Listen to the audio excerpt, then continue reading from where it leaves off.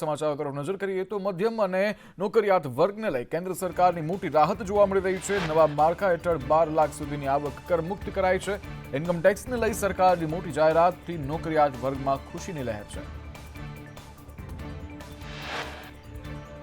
બજેટમાં આવકવેરાની મુદ્દે નાણામંત્રીએ જાહેરાત કરી કે 12 થી 15 લાખ સુધીની આવકમાં 15% ટેક્સ લાગશે, જ્યારે 15 થી 20 લાખ સુધી આવક પર 20% ટેક્સ લાગશે, તો 20 થી 25 લાખ સુધીની આવક પર 25% ટેક્સ ભરવો પડશે।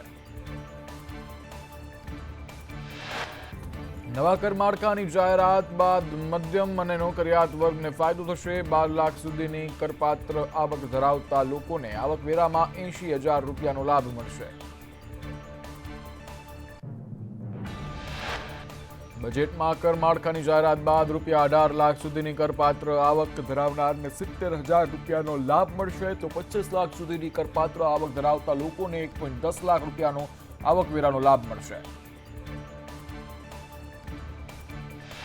નાણામંત્રીએ કહ્યું કે 36 જીવનરક્ષક દવાઓ પરનો ડ્યુટી ટેક્સ સંપૂર્ણપણે નાબૂદ કરાશે। કેન્સરની સારવાર માટેની દવાઓ સસ્તી થશે। 6 જીવનરક્ષક દવાઓ પરની કસ્ટમ ડ્યુટી ઘટાડીને 5% કરાશે।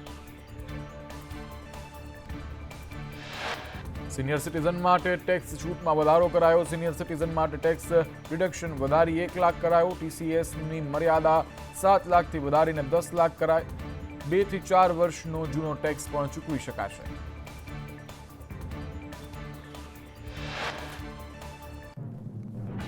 બજેટમાં નાણામંત્રીએ જાહેરાત કરી કે 7.7 કરોડ ખેડૂતો અને માછીમારોને કિસાન ક્રેડિટ કાર્ડ દ્વારા ધિરાણ મળે છે। કિસાન ક્રેડિટ કાર્ડની મર્યાદા 3 લાખ રૂપિયાથી વધારીને 5 લાખ રૂપિયા કરવામાં આવશે।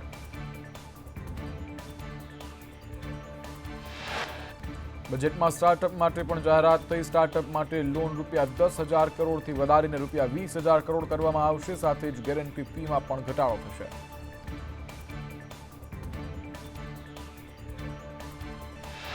બજેટ રજૂ કરતા નાણામંત્રીએ જાહેરાત કરી કે MSME માટે લોન ગેરંટી કવર 5 કરોડ રૂપિયાથી વધારીને 10 કરોડ રૂપિયા કરવામાં આવી। 1.5 લાખ કરોડ રૂપિયા સુધીની લોન ઉપલબ્ધ થશે।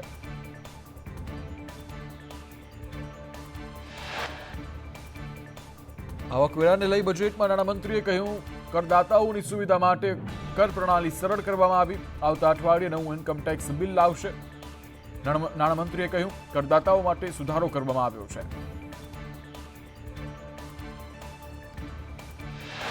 બજેટમાં જાહેરાત કરવામાં આવી કે દેશમાં 50 નવા પર્યટન સ્થળો વિકસાવવામાં આવશે। ઉડાન યોજના સાથે 16 નવા શહેરોને જોડવામાં આવશે। પહાડી વિસ્તારોમાં નવા નાના એરપોર્ટ બનાવવામાં આવશે।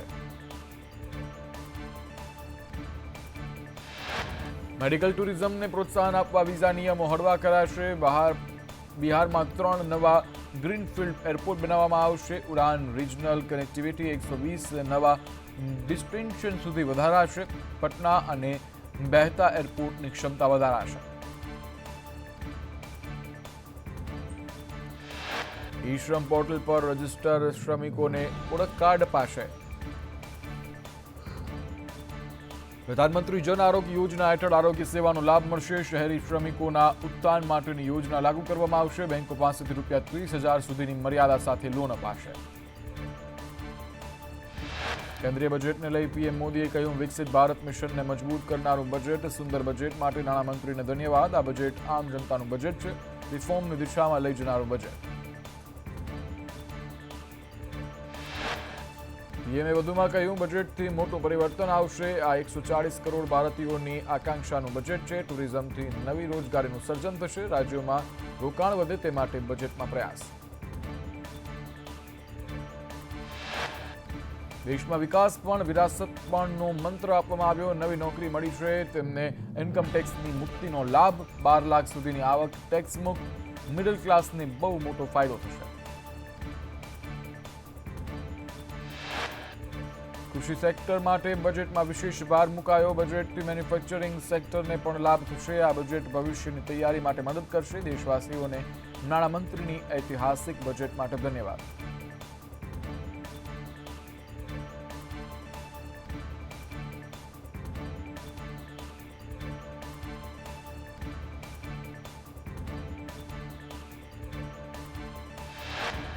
કેન્દ્રીય બજેટ પર નાણામંત્રી કનુ દેસાઈની પ્રતિક્રિયા. કહ્યું, આજનું બજેટ ઐતિહાસિક, ખેડૂત, યુવા, કરદાતાઓ માટે ફાયદાકારક છે.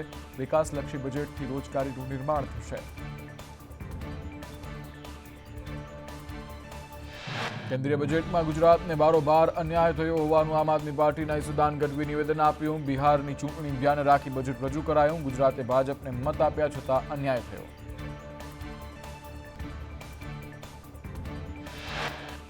બજેટ અંગે જીસીસીઆઈના પ્રમુખ સંદીપ એન્જિનિયરનું નિવેદન. કહ્યું, મધ્યમ વર્ગ માટે રાહતના સમાચાર છે. મિડલ ક્લાસની લિક્વિડિટી બજારમાં આવશે. એમએસએમઈ સ્ટાર્ટઅપમાં બૂસ્ટ લાવે તેવા પગલાં લીધા છે.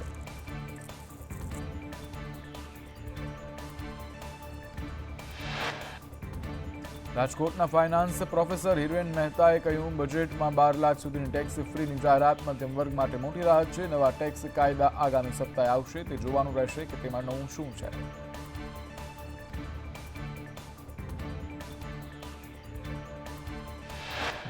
પૂર્વ સાંસદ અહેસાન જાફરીના પત્ની જાકિયા જાફરીનું નિધન. છેલ્લા ઘણા સમયથી જાકિયા જાફરી બીમાર હતા.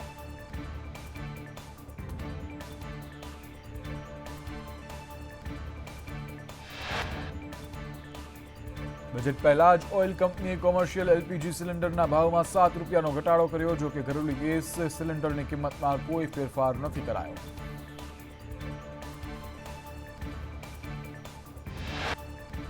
રાજ્યના આઈએએસ અધિકારીઓની બદલી. બંછાનિધિ પાની બન્યા અમદાવાદ મનપાના કમિશનર. પી સ્વરૂપને ઉદ્યોગ કમિશનર તરીકે જવાબદારી સોંપાઈ. પ્રવીણ સોલંકીને એમજીએલઆઈના ડિરેક્ટર બનાવાયા છે, જ્યારે રાહુલ ગુપ્તા ક્લાઇમેટ ચેન્જ વિભાગના સચિવ બન્યા.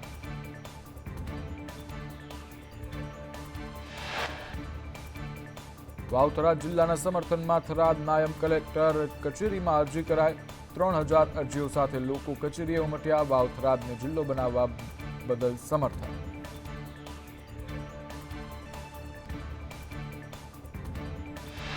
બનાસકાંઠા જિલ્લા વિભાજનનો 1 મહિનાથી વિરોધ ચાલુ. ધાનેરાના રવિ ગામે બેનરો સાથે લોકોએ ધરણા કર્યા. બનાસકાંઠા જિલ્લામાં રહેવા માટે ગ્રામજનોએ નારા લગાવ્યા.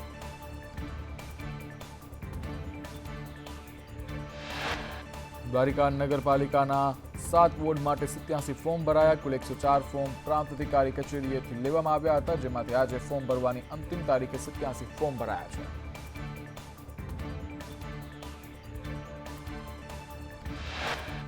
કચ્છના ભચાઉમાં પૂર્વ શહેર પ્રમુખે અપક્ષ ઉમેદવારી કરી. હરીશચંદ્રસિંહ જાડેજાએ વોર્ડ નંબર 3 માંથી ફોર્મ ભર્યું.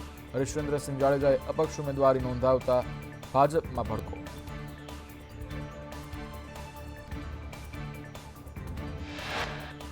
અમરેલીમાં પેટા ચૂંટણીમાં એક પણ ઉમેદવારે ફોર્મ ન ભર્યું. જૂના વાઘણિયા બેઠકથી કોઈ ઉમેદવાર ચૂંટણી નહીં લડે. ભાજપ કોંગ્રેસના એક પણ ઉમેદવારે ફોર્મ નથી ભર્યું.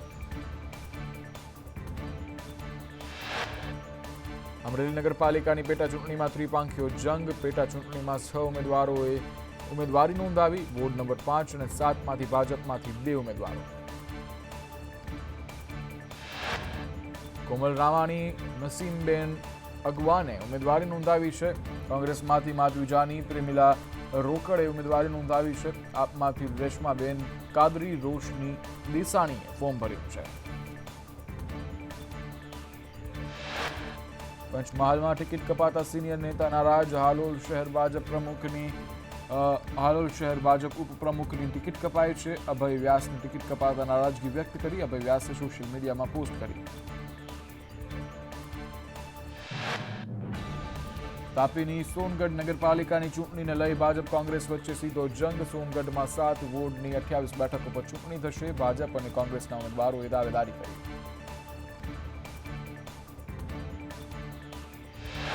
અમદાવાદના ઘાટલોડિયા પેટા ચૂંટણી માટે ભાજપના ઉમેદવાર પ્રવીણ પટેલે ઉમેદવારી નોંધાવી. તેમણે જંગી બહુમતથી જીત મળશે તેવો વિશ્વાસ વ્યક્ત કર્યો છે.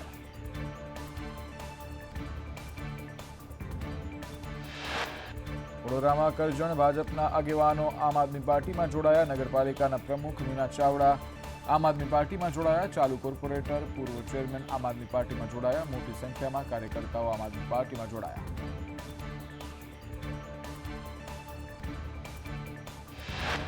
દાહોદના દેવગઢ બારિયા નગરપાલિકા ચૂંટણીમાં નવા જૂની થશે. વોર્ડ નંબર 4માં રાતોરાત ભાજપ ઉમેદવારનું નામ બદલાયું. નિલેમ જોશીની જગ્યાએ વિશાલ બાલવાણીનું નામ જાહેર. નિલેશ જોશી અપક્ષ ઉમેદવારી કરી શકે છે.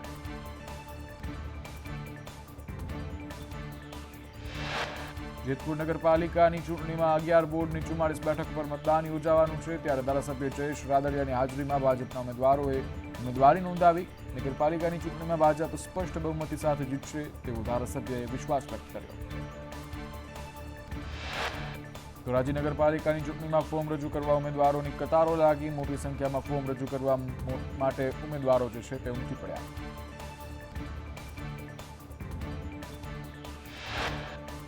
રાધનપુર નગરપાલિકાની ચૂંટણી પહેલા કોંગ્રેસમાં બળકો જોવા મળી રહ્યો છે. નગરપાલિકા વોર્ડ નંબર 1માં ભાજપે ગાબડું પાડ્યું. પૂર્વ નગરસેવક ગણેશ ઠાકોર સહિતના ભાજપમાં જોડાયા. પૂર્વ નગરસેવકે કહ્યું, તમામ વોર્ડમાં ભાજપને જીતાડીશું.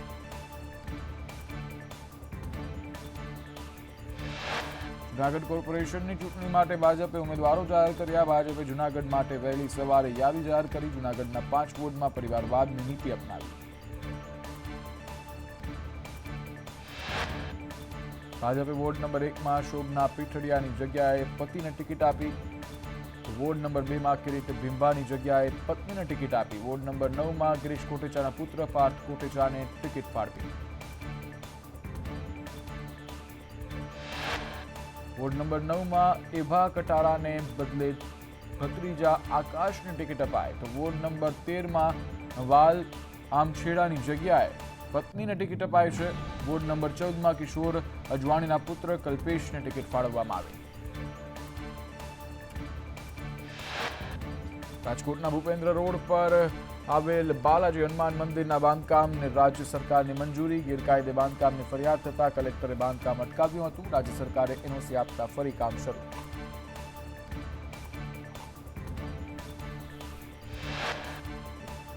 સુરતમાં નિત્ય સ્વરૂપદાસ સ્વામી સામે સત્સંગ સમાજમાં રોષ. મહુવા મંદિરમાં નિયમ અને વિધિ અનુસાર મૂર્તિ ન ફેરવી હોવાના આક્ષેપ. 8 દિવસમાં માફી નહીં માંગે તો ગઢડામાં આંદોલનની ચીમકી.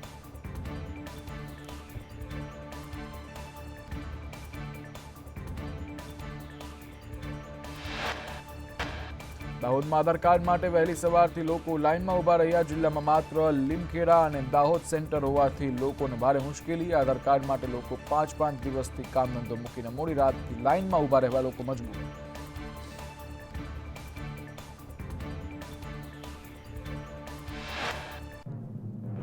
બનાસકાંઠામાં ટ્રાફિક પોલીસની સ્પેશિયલ ડ્રાઈવ. સરકારી કચેરી બહાર હેલ્મેટ વગરના કર્મી લોકોને પોલીસે દંડ ફટકાર્યો.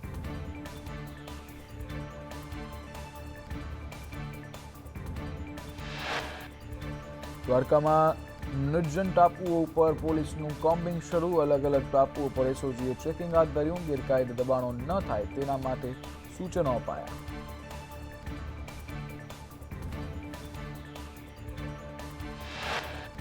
રાજકોટ રેન્જ આઈજીના માર્ગદર્શન હેઠળ નિર્જન ટાપુઓ કોમ્બિંગ. ભૂતકાળમાં ટાપુઓ પર થતી દેશ વિરોધી પ્રવૃત્તિઓ સામે આવી હતી. ટાપુઓ પરથી ગેરકાયદે બાંધકામો દૂર કરાયા છે.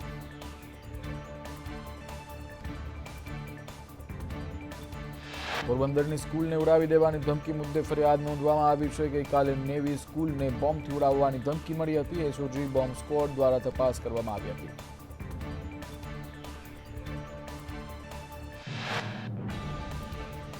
સુરત ઇન્ટરનેશનલ એરપોર્ટ અને રેલવે સ્ટેશન જેવી હાલત જોવા મળી. એરપોર્ટ પર સૂતેલા પ્રવાસીનો અને એરપોર્ટ પર નીચે બેસેલા પ્રવાસીઓનો વિડીયો વાયરલ. પ્રવાસી પેસેજમાં પથારી નાખી સૂતેલા દેખાયા.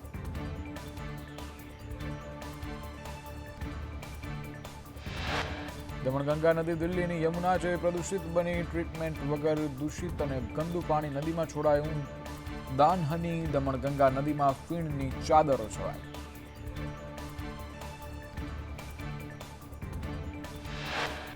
ભાવનગરની શેત્રુંજી સિંચાઈ યોજનામાંથી 70 આસામીઓને પાણી ચોરી કરતા ઝડપી પાડવામાં આવ્યા છે. સિંચાઈ યોજનામાંથી પાણી લેતા આસામીઓને ફોર્મ ભરી પાણી લેવા માટે તાકીદ કરાઈ. 15 જાન્યુઆરીથી સિંચાઈ માટે પાણી શરૂ કરાયું છે. ઓસ્કર એવોર્ડની શ્રેણીમાં સુરતીનું નામ ચમક્યું. શોર્ટ ફિલ્મ કેટેગરીમાં નોમિનેટ થઈ છે ફિલ્મ અનુજા. અનુજાનું એડિટિંગ સુરતી કૃષાન તિમિર નાયકે કર્યું છે. સુરતમાં રોડ સેફટી મહિનાનું સમાપન, ટ્રાફિકના નિયમોના પાલન માટે આયોજન, કમિશનરના હસ્તે સેફટી મહિનાનું સમાપન.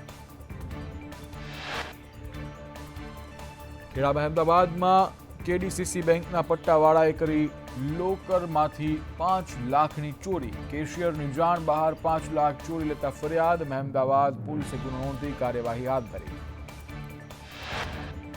સુરતમાં ખ્રિસ્તી ધર્મ અપનાવવા દબાણ કરવાનો આક્ષેપ, બીમાર યુવક સાજો થઈ જશે તેવું ઠસાવતા હોવાનો આરોપ, હિન્દુ મહાસભાના પ્રમુખ નરેન્દ્ર ચૌધરીએ આક્ષેપ કર્યા.